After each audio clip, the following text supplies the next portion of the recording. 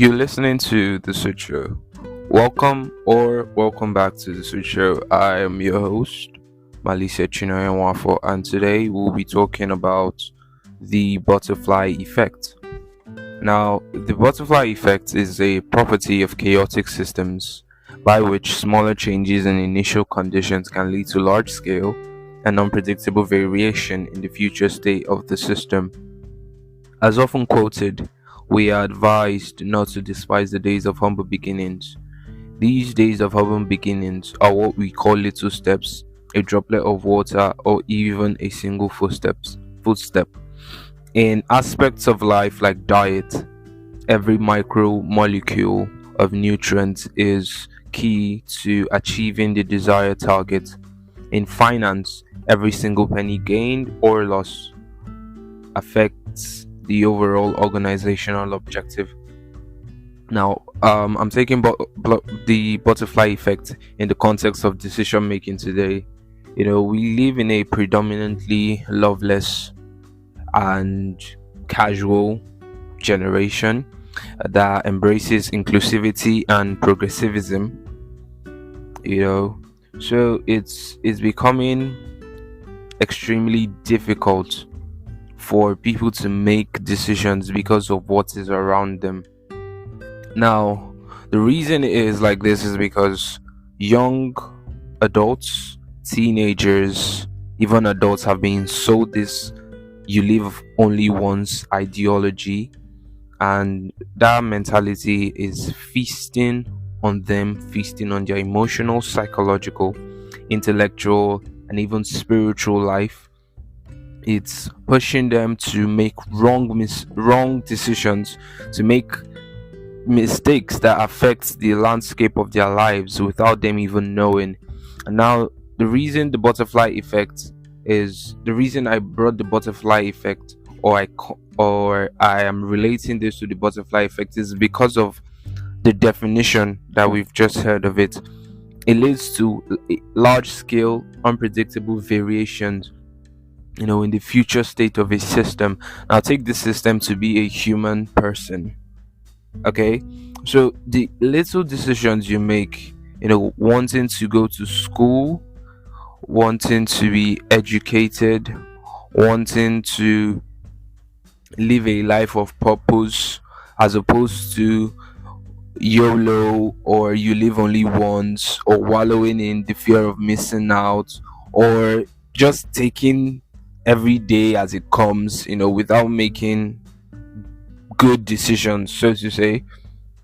It affects your life far much more than you even think possible. Okay, so this episode is going to be really short.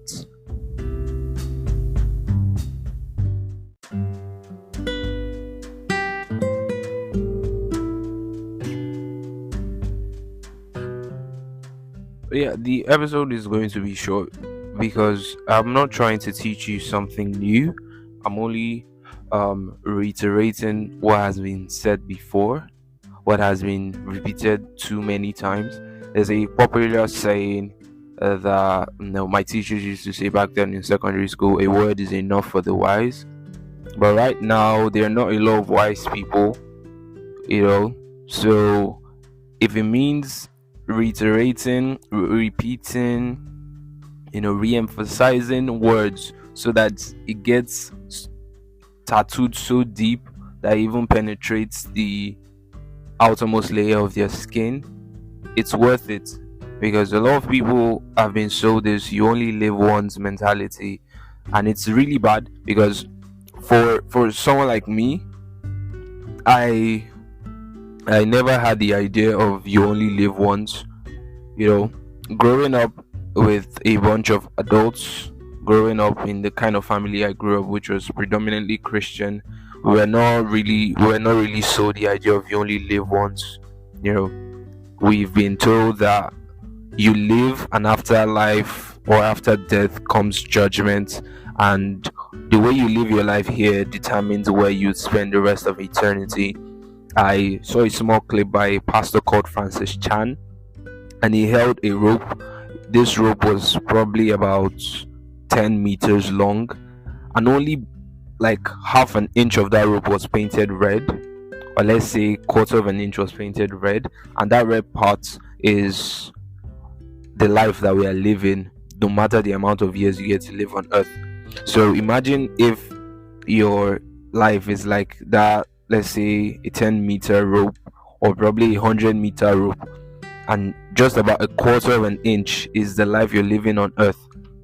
It means the remaining part of it is the rest of eternity. So what you do with that quarter of an inch determines the next 100 meters.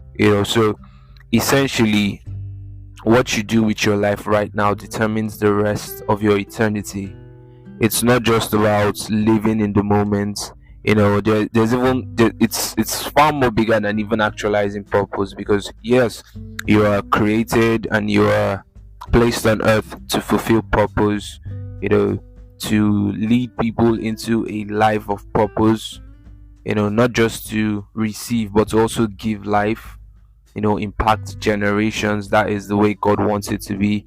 And essentially make people realize that their feelings do not change the objective reality that God is and is a rewarder of them that diligently seek him. So that is basically what life is. That is basically what the butterfly effect entails. The little choices, the little decisions you make right now affects the course of your life, and not just your life but generations to come.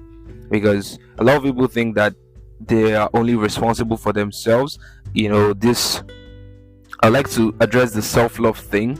If you're in that zone, or you've bought this idea of self-love and stuff like that, it's good to take care of yourself, don't get me wrong, but self-love, I mean, come on. C.S. Lewis says that humility isn't thinking less of yourself but thinking of yourself less. The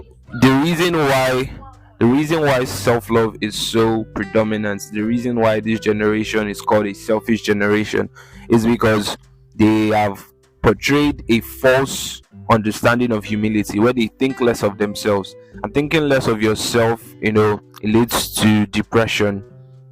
You start hearing people say that they are fighting their demons. Yes, that statement isn't just a metaphorical statement or a poetic statement. It is actually true that there are forces, spiritual forces, demons, that go against your predestined life, the life that God wants to give to you, and the life that God has actually given to you and is waiting for you to see. Now, when these people have stayed in that position for too long, they come out and they be like, the society has played me, I've been a fool for so long. And then they buy into this self-love ideology. It doesn't mean you should love yourself less, okay? It means you think of yourself less. That's what humility is. You're thinking about yourself, but you're not doing things only for your own benefit. You have the future in mind. You have the future of other people in mind. You know that the decisions you make determine the kind of relationships you form, the kind of bonds you're building, and ultimately what the next generation is going to be like. So I'll cap off with a note from James Clear, the author of Atomic Habits. He says, a habit is a behavior that has been repeated enough times to become automatic. So whatsoever decision you make, positively or negatively, it can become a habit, and it becomes like a reflection over time. So my advice to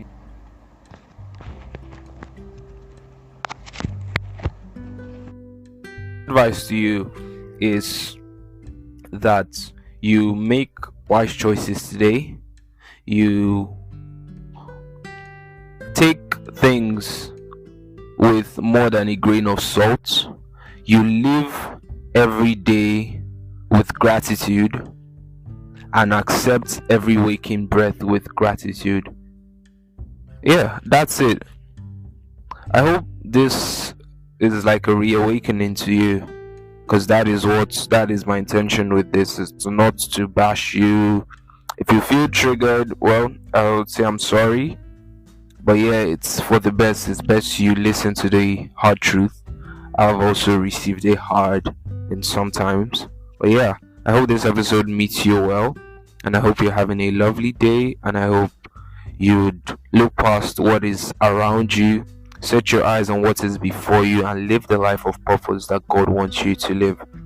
Yeah, and I'll see you on the next episode. Have a lovely one. God bless you.